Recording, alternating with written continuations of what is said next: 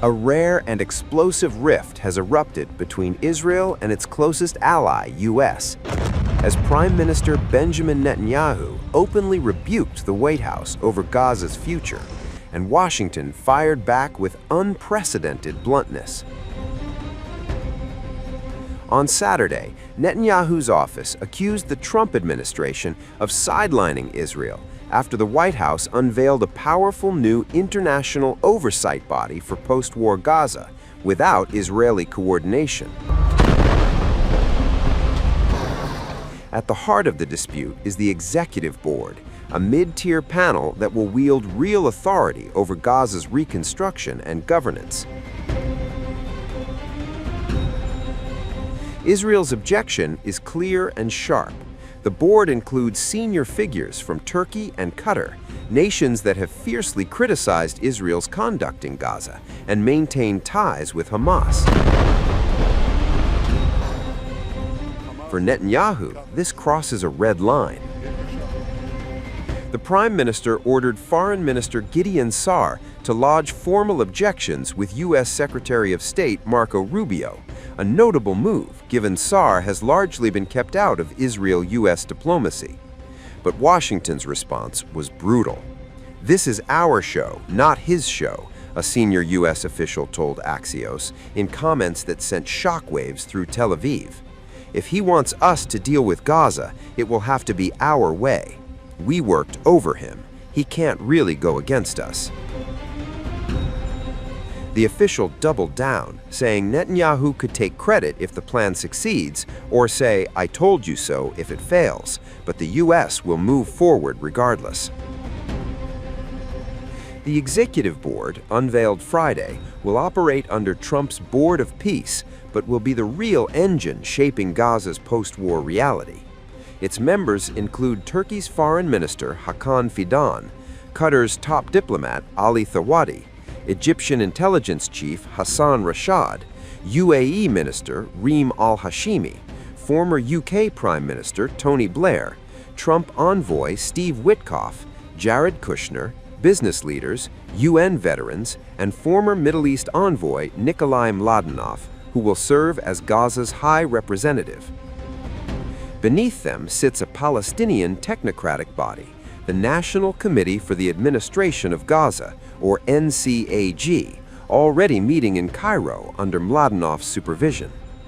Israel failed to block Turkey's role on the Executive Board, underscoring Ankara's growing influence with Trump, who has openly praised President Erdogan and credited Turkey and Qatar with helping secure the October ceasefire. The backlash didn't stop with Netanyahu.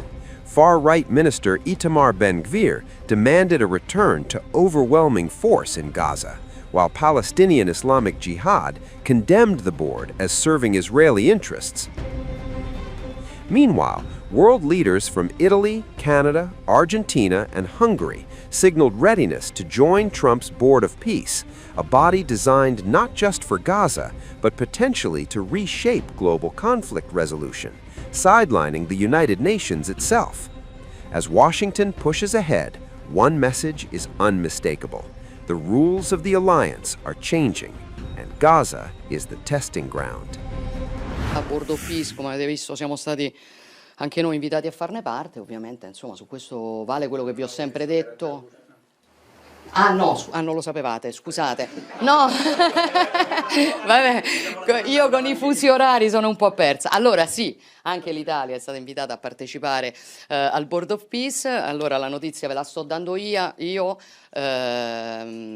Chiaramente vale quello che ci siamo sempre detti, penso che l'Italia possa giocare un ruolo di primo piano nella costruzione del piano di pace e quindi siamo pronti a fare la nostra parte. Del resto mi pare un attore molto attivo nella regione, come voi sapete, in buoni rapporti con tutti gli altri attori regionali e quindi per carità siamo contenti e faremo del nostro meglio, insomma, per dare il nostro contributo che pensiamo possa fare la differenza. Well, I know President Erdogan very well, and as you all know, he's a very good friend of mine, and I believe that, and I do respect him, and Bibi respects him, and they're not going to have a problem. They're not going to have a problem. I know him very well, And you've seen me do things with President Erdogan and Turkey that nobody else could have done. We're not going to have a problem. He's done a fantastic job. I'm with him all the way. I'm with Bibi all the way. Nothing's going to happen. Israeli Prime Minister Benjamin Netanyahu appeared visibly taken aback as U.S. President Donald Trump publicly claimed that Netanyahu respects Turkish President Recep Tayyip Erdogan, a statement that jarred with years of bitter public hostility between Israel and Turkey. Speaking alongside Netanyahu at Mar-a-Lago in Florida, Trump repeatedly praised Erdogan, calling him a good friend and insisting that Israel and Turkey would not face any problems going forward. The remark prompted raised eyebrows in diplomatic circles, given Erdogan's long-standing criticism of Israel and his vocal backing of Hamas during the Gaza war. Trump told reporters that Netanyahu and Erdogan are not going to have a problem, adding that both leaders respected each other and that any tensions would be managed with U.S. involvement. "I'm with him all the way. I'm with Bibi all the way.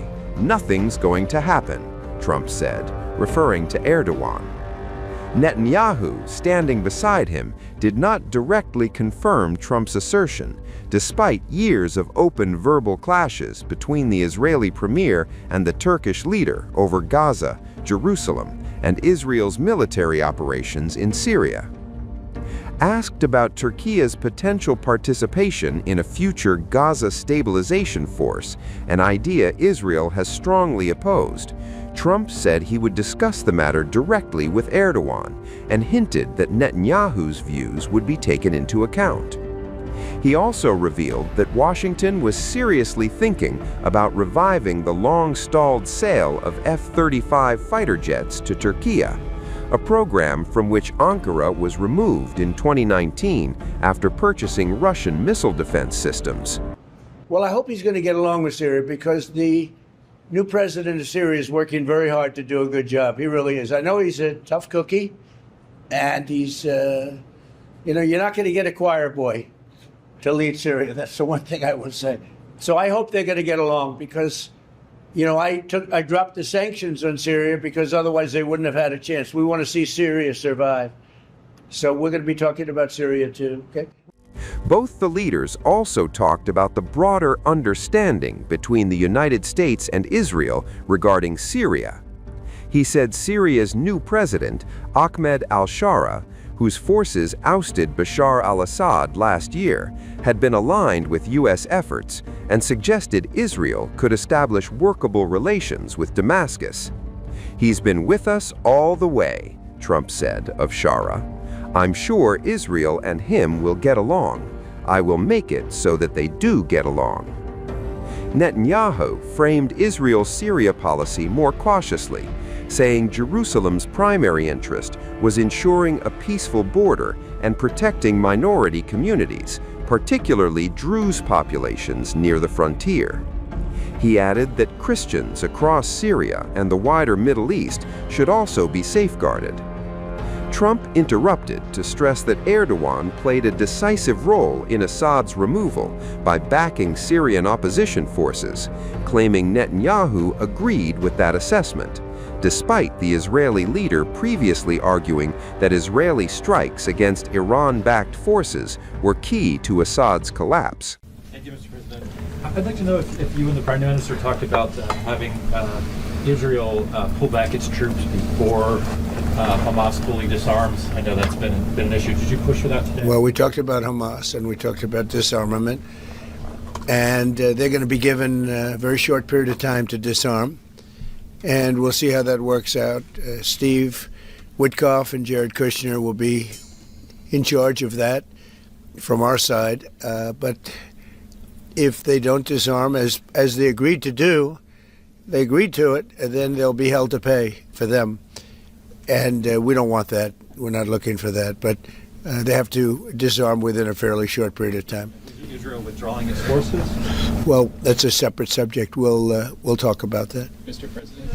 Yes. Mr. President, did you have a message for the Prime Minister about the West Bank? And are you at all concerned that settler violence, Israeli settler violence, could be undermining the peace plan? Well, we have had a discussion, big discussion, for a long time on the West Bank. And I wouldn't say we agree on the West Bank 100%, but we will come to a conclusion on the West Bank. If I could ask, what is the disagreement? Well, I don't want to do that. It'll be announced at an appropriate time. But he will do the right thing. I know that. I know him very well. He will do the right thing. On Gaza, Trump struck a confrontational tone, warning Hamas that there would be hell to pay if it failed to disarm quickly as part of a ceasefire arrangement.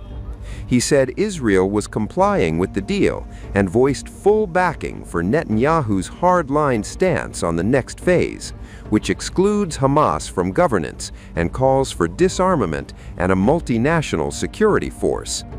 "I'm not concerned about anything Israel's doing," Trump said. Trump also acknowledged differences with Israel over the occupied West Bank, saying Washington and Tel Aviv did not agree 100%, but would eventually reach a conclusion.